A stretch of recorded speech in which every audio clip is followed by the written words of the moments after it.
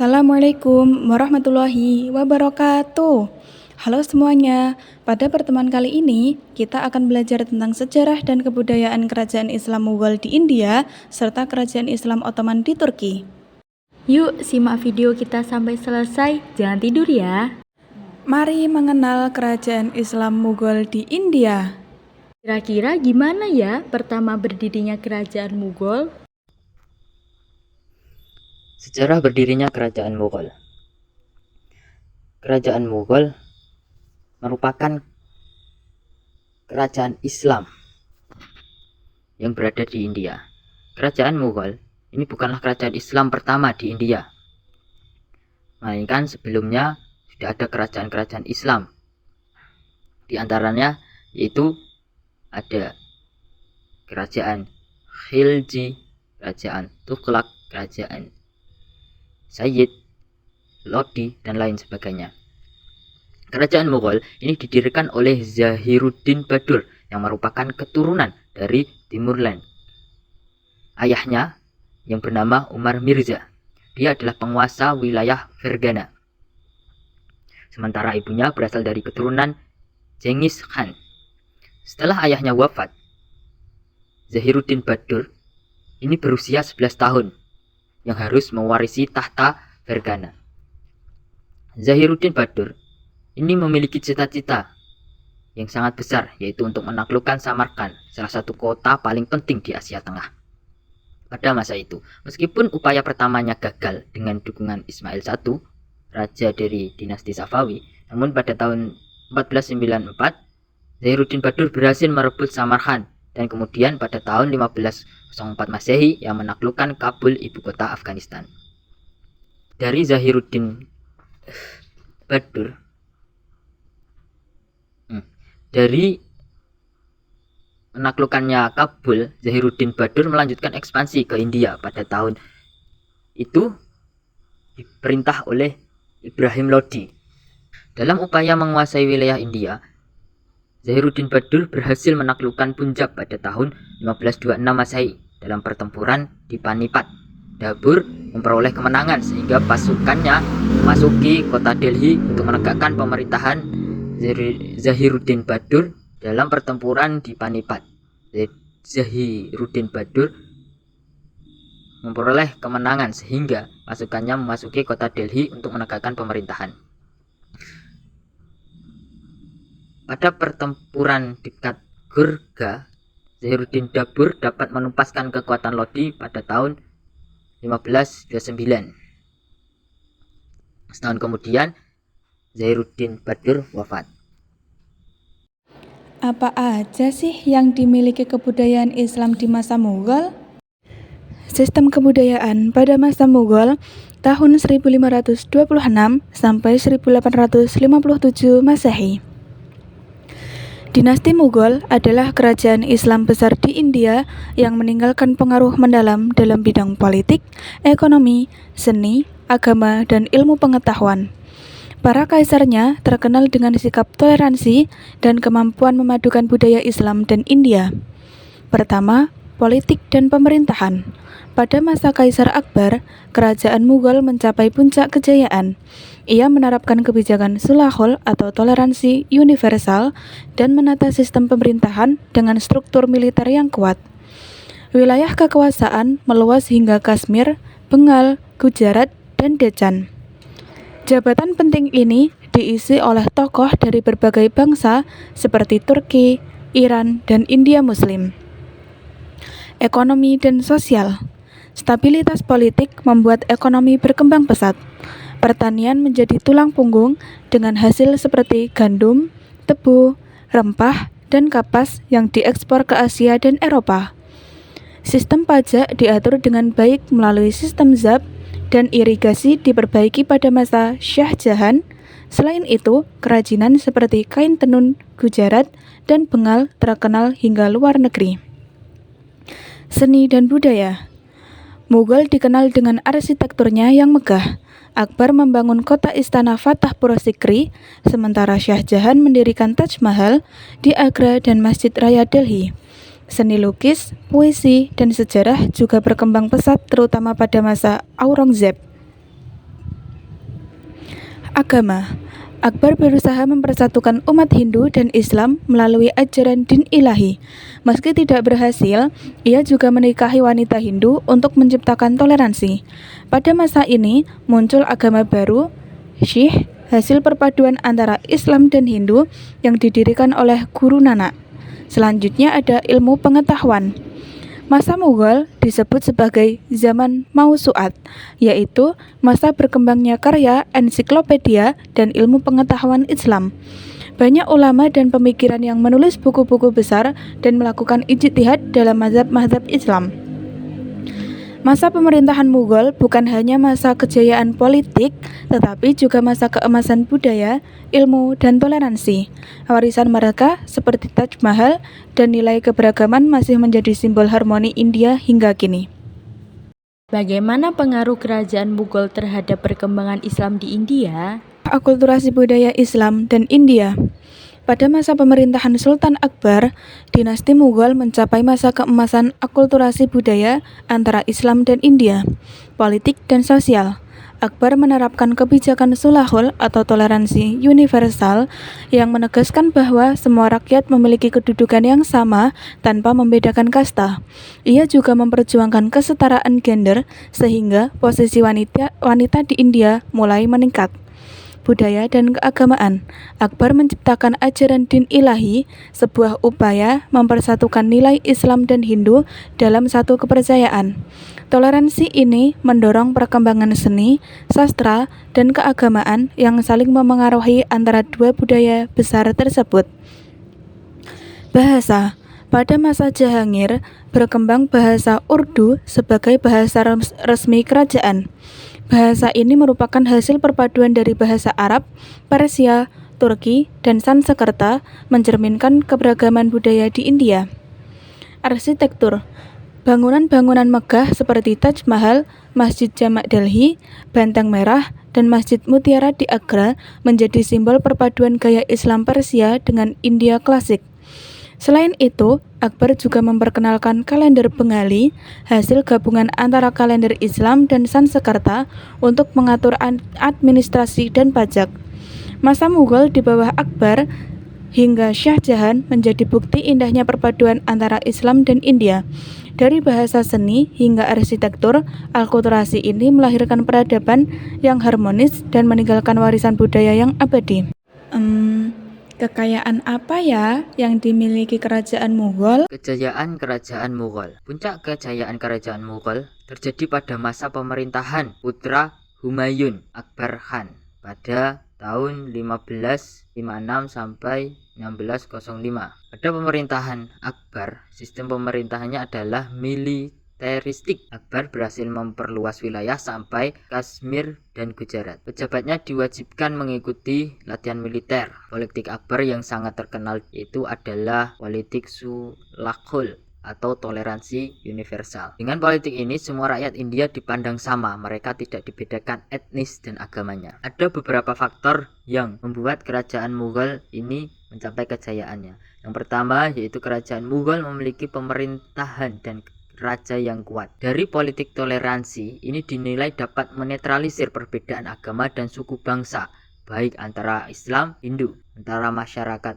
beretnis dari India maupun non-Hindia, sehingga pemerintahannya cukup puas dengan politik toleransi ini. Yang kedua yaitu prajurit Mughal dikenal sebagai prajurit yang tangguh dan memiliki patriotisme yang tinggi. Prajurit-prajurit Mughal dikenal memiliki ketangguhan yang luar biasa di medan perang, serta semangat patriotisme yang tinggi terhadap kerajaan mereka. Yang ketiga yaitu sultan yang memerintah sangat mencintai ilmu dan pengetahuan. Para sultan pada masa pemerintahan Mughal dikenal sebagai pemimpin yang sangat menghargai ilmu pengetahuan dan kebudayaan. Cintaan mereka terhadap ilmu tidak hanya tampak dari dukungan terhadap para ulama dan cendekiawan, tapi juga dari kebijakan yang mendorong perkembangan pendidikan dan kesenian. Lalu, bagaimana kerajaan Mughal bisa runtuh?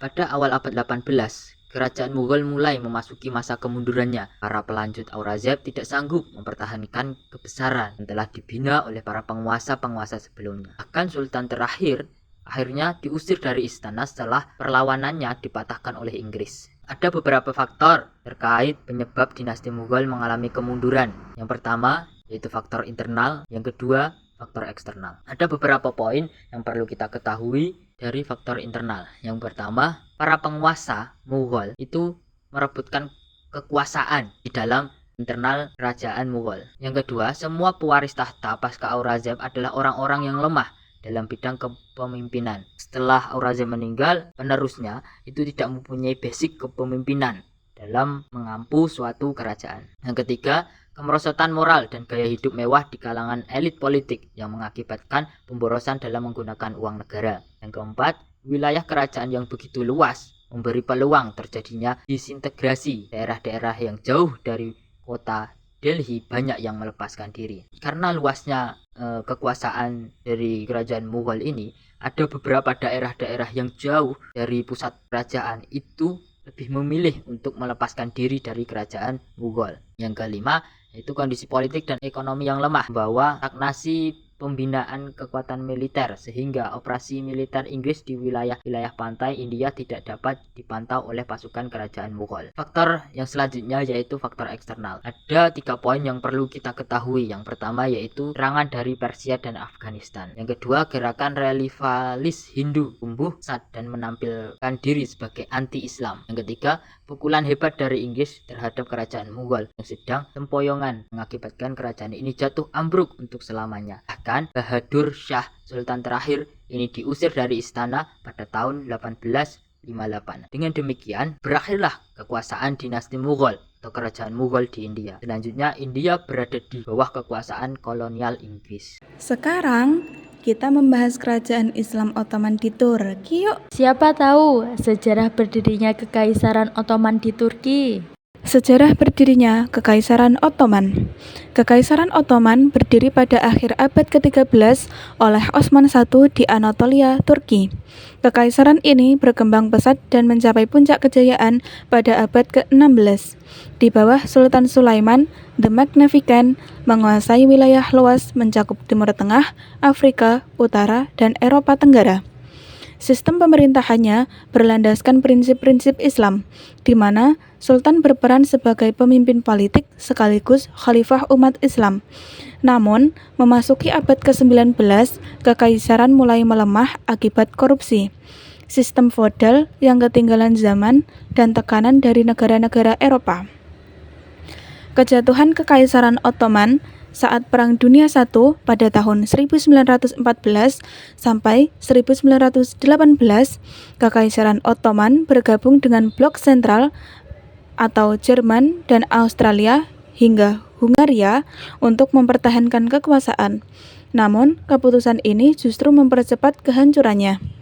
Setelah mengalami kekalahan, wilayah kekuasaan Ottoman dibagi melalui Perjanjian Savres pada tahun 1920. Daerah Timur Tengah seperti Irak, Suriah, dan Palestina jatuh ke tangan Inggris dan Perancis. Kekuasaan Ottoman pun resmi berakhir. Lahirnya Republik Turki. Kelemahan pemerintahan Ottoman memicu gerakan nasional Turki yang dipimpin oleh Mustafa Kemal Atatürk. Ia menolak Perjanjian Savres dan pemimpin perang kemerdekaan Turki pada tahun 1919 sampai 1923 melawan kekuatan asing. Pada 29 Oktober 1923, Atatürk memproklamasikan berdirinya Republik Turki, menggantikan Kekaisaran Ottoman.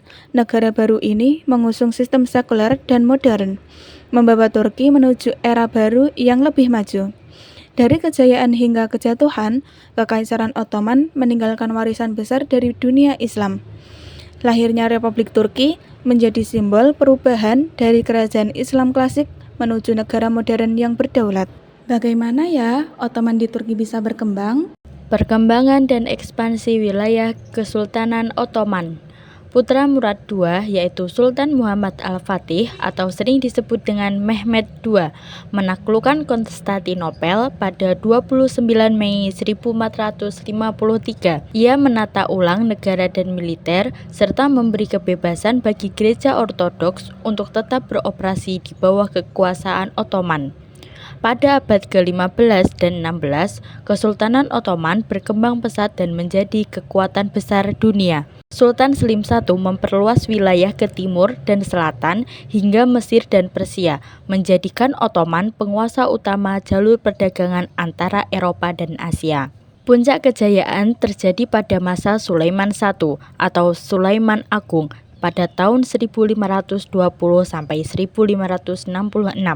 Ia menaklukkan Beograd, Hungaria hingga Baghdad dan menjadikan Ottoman kekuasaan besar di Eropa, Asia, dan Afrika. Sulaiman juga sempat mengepung Wina meski gagal menaklukkannya. Selain unggul di darat, Ottoman juga menjadi kekuatan laut besar di Laut Mediteria.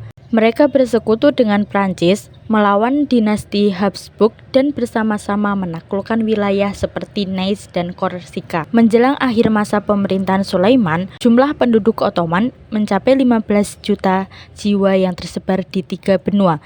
Pada masa ini, Kesultanan Ottoman disebut sebagai kekaisaran besar penerus Romawi oleh para cendekiawan Eropa. Karena apa ya puncak kejayaan Ottoman di Turki? Puncak kejayaan Kekaisaran Ottoman. Awal kejayaan Kekaisaran Ottoman mencapai masa kejayaannya pada masa Sultan Salim I pada tahun 1512 sampai 1520 dan Sultan Sulaiman I pada tahun 1520 sampai 1566. Namun, pendorong awal kemajuan besar ini dimulai sejak Sultan Muhammad Al-Fatih berhasil menaklukkan Konstantinopel pada tahun 1453. Kota ini kemudian berganti nama menjadi Istanbul dan menjadi pusat perdagangan serta pertemuan para pedagang dari seluruh penjuru dunia.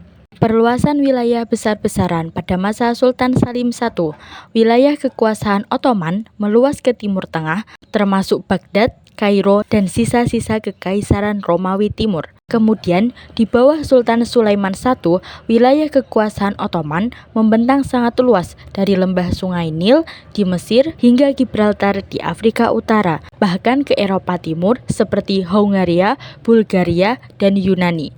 Dan pada puncaknya, luas kekuasaan Ottoman mencapai hingga 20 juta kilometer persegi.